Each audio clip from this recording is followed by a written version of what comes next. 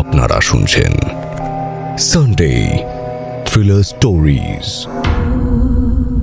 আজকের গল্প নারকান্দার ভৌতিক কাণ্ড।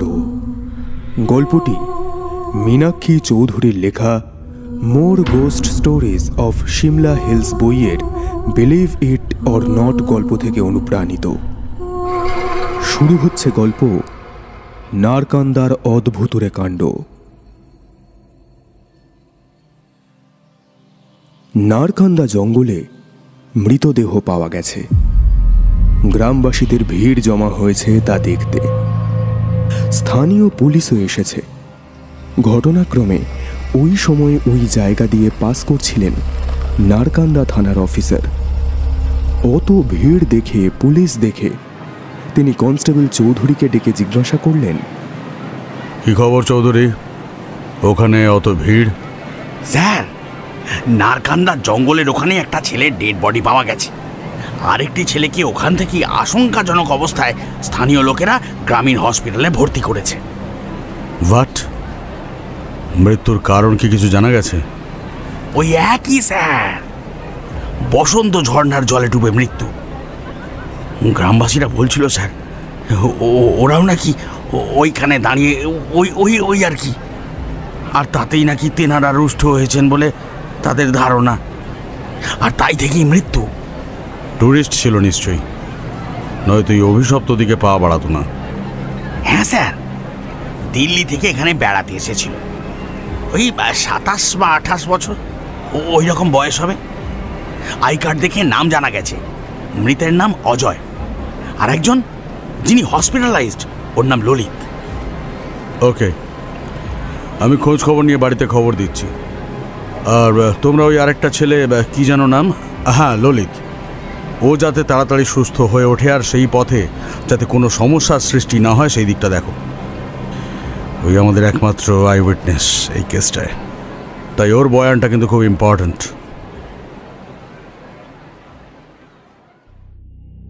সারা বিশ্বে ভূত নিয়ে যখন এত মাতামাতি, এত আয়োজন, তখন আমাদের দেশের ভূত আর ভূতের ইতিহাস নিয়েও তো কিছু বলা দরকার।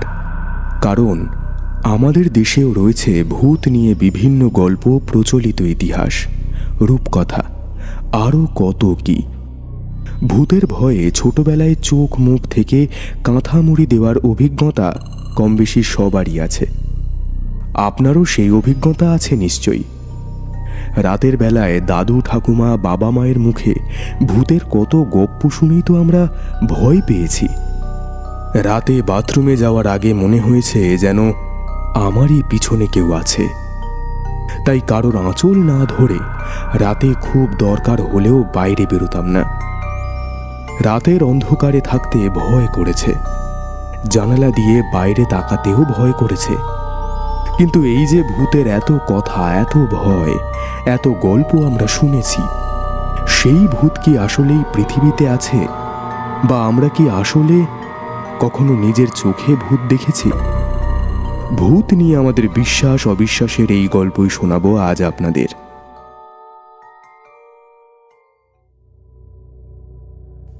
আমাদের আজকের গল্পের নায়ক রাজ দিল্লির একটি বহুজাতিক কোম্পানিতে সিনিয়র এক্সিকিউটিভ হিসেবে কাজ করে। বয়স ওই 25 বা 26-এর কাছাকাছি। তার দুই প্রিয় বন্ধু অজয় ও ললিত নারকান্দায় বেড়াতে এসেছিল এক শীতের ছুটিতে। কিন্তু হঠাৎই নারকান্দার কাছে এক জঙ্গলে তাদের অচেতন অবস্থায় পাওয়া যায়। ঘটনাস্থলেই মৃত্যু হয় অজয়ের। তাই ঘটনার রহস্য উদ্ঘাটন করার জন্য সিমলায় এসেছে রাজ।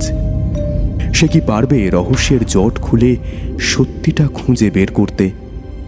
জানতে হলে শুনতে থাকুন গায়ে শিহরণ জাগানো আজকের পর্ব।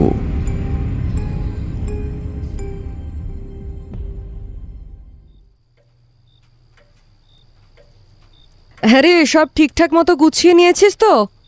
আমি দেখবো একবার, যদি কিছু ভুলে যাস। না মা, তুমি হাত দিলে কোথায় কি সরিয়ে দেবে, আমি দরকারে আর কিছুই খুঁজে পাবো না।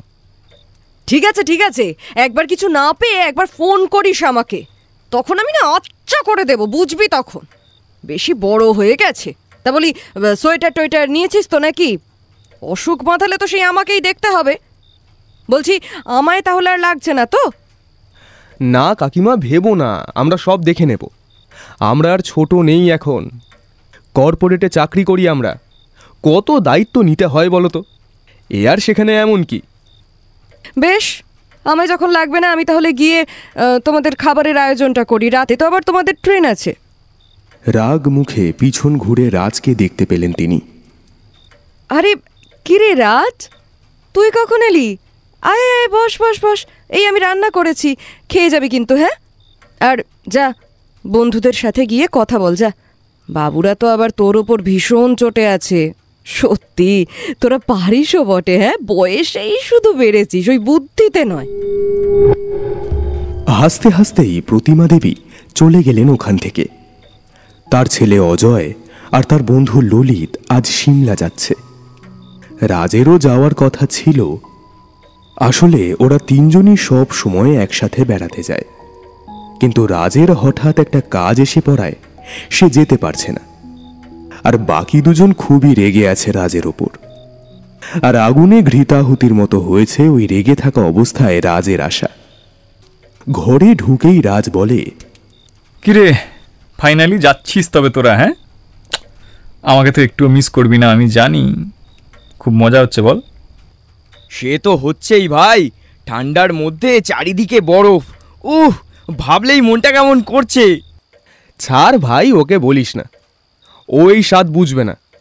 ব্যস্ত মানুষ, ওরা সময় কোথায় এসব বোঝার। বন্ধুদের জন্য ওর কাছে সময় কোথায়? বুঝবি ভাই, বুঝবি। বউ হারালে বউ পাবি রে, কিন্তু বন্ধু হারালে আর পাবি না। কি দিলি গুরু! তবে ওটা মা ছিল না? সে যাই হোক, সঠিক বলেছিস, আর সঠিক সময় বলেছিস। ললিতের পিঠটা চাপড়ে দেয় অজয়।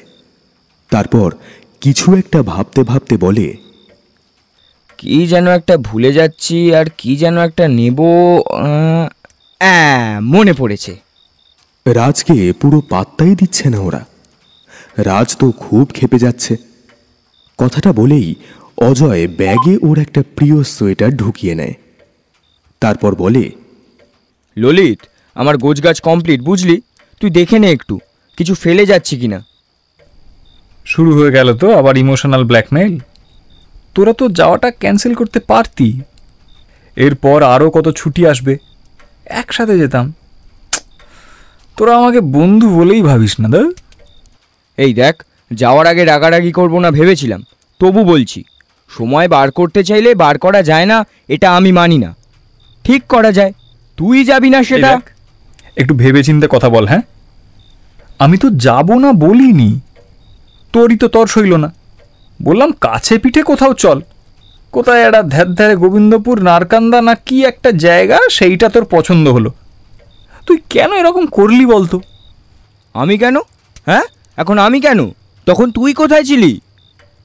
পরিস্থিতি বেগতিক দেখে ওদের থামাতে জোরে চিৎকার করে উঠতে গিয়েও গলা নামিয়ে দেয় ললিত।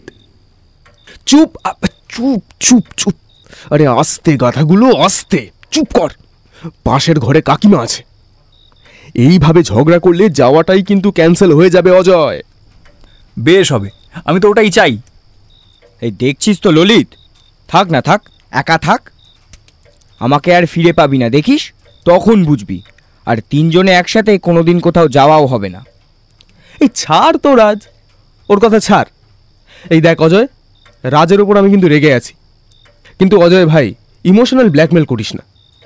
আরে আমাদের তিন মূর্তিকে কেউ আলাদা করতে পারে নাকি? হ্যাঁ, আমি কথা দিচ্ছি, ঠিক সময় বের করে এরপর আমরা একসাথেই যাব তিনজনে। মন খারাপ করিস না ভাই, চল চল চল।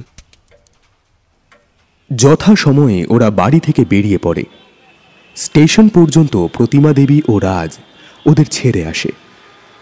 ওরা বেরোনোর সময় একটা বিড়াল বাড়ির বাইরেটায় কেমনভাবে কাঁদছিল, সেটা দেখে খানিকটা ভয় পেয়ে যান প্রতিমা দেবী। ছেলেকে স্টেশনে পৌঁছে দিয়ে আড়ালে ডেকে বলেন, অজয়, দেখ বাবা, আমার না ভয় লাগছে কেমন যেন। এই যাওয়াটা ক্যান্সেল করলে হতো না? দেখ, মায়ের মন তো, টেনশন হচ্ছে খুব। বুঝিসই তো, তোর বাবা নেই এখন, তো তুই আমার সব। বল। মাকে কাছে টেনে নেয় অজয়, জড়িয়ে ধরে বলে, মা, আমি তো এখন আর ছোট নেই, বড় হয়েছি। এত ভয় পেলে চলে? আর ললিত রইল, ফোন রইল, তুমি সব খবর পেয়ে যাবে, বুঝলে? আর পৌঁছে আমি খবর দিয়ে দেব। রাজ, মাকে একটু দেখিস। ট্রেন ছেড়ে দেয়।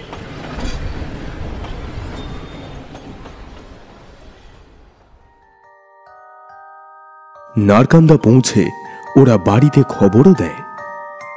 এখন তো বেশ কিছুদিন কেটেও গেছে ওদের যাওয়ার পর। এই কদিন রাজ প্রতিমা দেবীর কাছেই ছিল।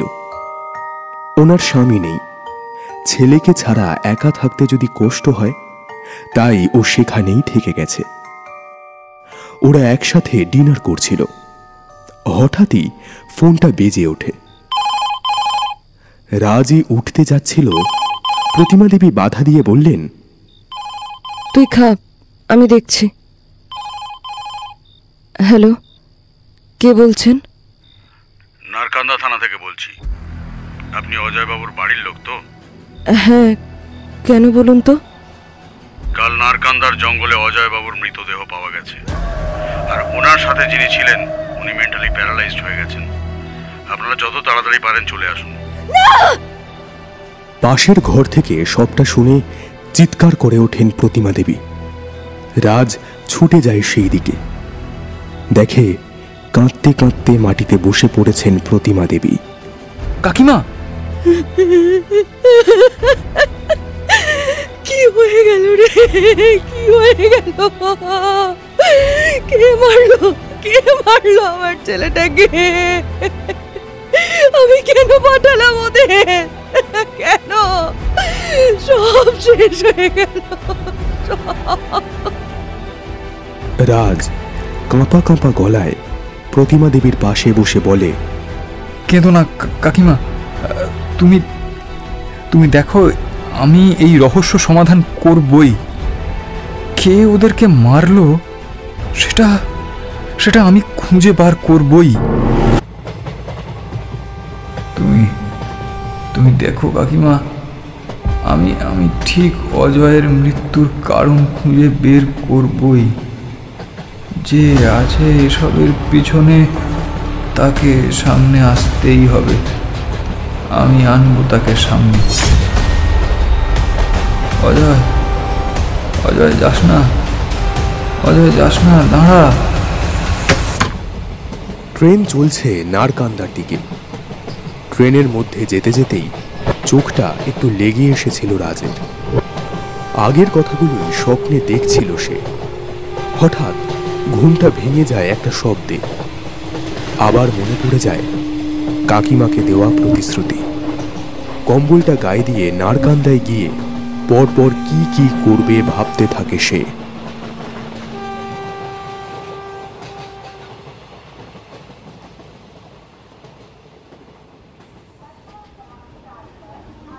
ট্রেন থামল। স্টেশন থেকে নেমে একটা গাড়ি করে 2 ঘন্টা পর পৌঁছতে হবে হোটেলে। ততক্ষণে ভোর হয়ে যাবে। পাহাড়ি রাস্তা, তাই রাতে ট্যাক্সি পাওয়া খুবই দুষ্কর। তবে একটু মোটা বকশিস দিলে গাড়ি পাওয়া যায়। সেইভাবেই একটা গাড়ি ভাড়া করলো সে। আচ্ছা দাদা, আপনি এখানে কতদিন গাড়ি চালাচ্ছেন? এই প্রশ্নে ট্যাক্সি ড্রাইভারের মুখ চোখে একটা ভয়ের ছাপ ফুটে ওঠে। সে রাজের চোখকেও এড়ায় না। সে তো বহু বছর হয়ে গেছে বাবু। আমি ছোটবেলায় বাপ মা মারা গেছে, তখন থেকেই পরিবার টানতে এই কাজ করি। কেন বলুন তো? না মানে আপনি লোকাল লোক তো, তাই জিজ্ঞাসা করছি। এখানে একটা জঙ্গলের কথা খুব শুনেছি। ওখানে কোনো ট্যুরিস্টকে কখনো নিয়ে গেছেন? চেনেন জায়গাটা? মুখে জোর করে একটা হাসি আনে সেই ট্যাক্সি ড্রাইভার। সঙ্গে সঙ্গেই বলে ওঠে, আরে চিনবো না কেন, খুব ভালো করে তো চিনি, কত টুরিস্টকে নিয়ে যায়, অনেকেই তো ওখানে যেতে চায়। তবে তবে রাতের বেলা কিন্তু ওখানে যাওয়াটা উচিত হবে না, আমি অনেককেই বারণ করি। শুনলে ভালো, আর না শুনলে আর কি করবো বলুন। তা আপনার বাড়ি কোথায় দাদা? দিল্লি, আমাদের দেশের রাজধানীতে, বুঝলে? দিল্লি? মুখটা একটু শুকিয়ে যায় তাঁর। রাজ আবার প্রশ্ন করে, কেন গো, নাম শোনোনি নাকি? না মানে আসলে ওই সপ্তাহখানেক আগে আপনার বয়সী দুই দাদা আমার গাড়িতে উঠেছিল, তো ওখান থেকেই আসছে বলেছিল, ওরা ওই জঙ্গলেই যাবে বলেছিল। আমি বারণ করলাম কিন্তু শুনলো না, তাই ওখান থেকে আসছেন তো, তাই জিজ্ঞাসা করলাম আর কি। তাদের যে কি হলো ভগবান। কথাটা শুনে রাজ একটু নড়ে চড়ে বসে। এই জানো তো, 1 সপ্তাহ আগে আমার 2 বন্ধুও এখানে এসেছিল, ওরাও ওখানে গিয়েছিল, মানে ওই জঙ্গলে। আচ্ছা, যদি আমি তোমাকে ওদের দুজনের ছবি দেখাই তাহলে তুমি চিনতে পারবে? ধরো তুমি যাদের কথা বলছো, যদি তাদের সঙ্গে মিলে যায়, পারবে চিনতে?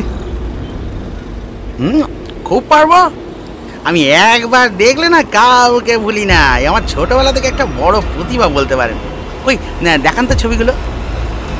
রাজ ওয়ালেট থেকে ছবিটা বার করে দেখাতেই সেই ছবি দেখে চমকে ওঠে ড্রাইভার। হ্যাঁ বাবু, এরাই তো, বারণ করলাম জানেন, তো গেল। আচ্ছা বাবু, বলছি এখন ওরা ঠিক আছে তো?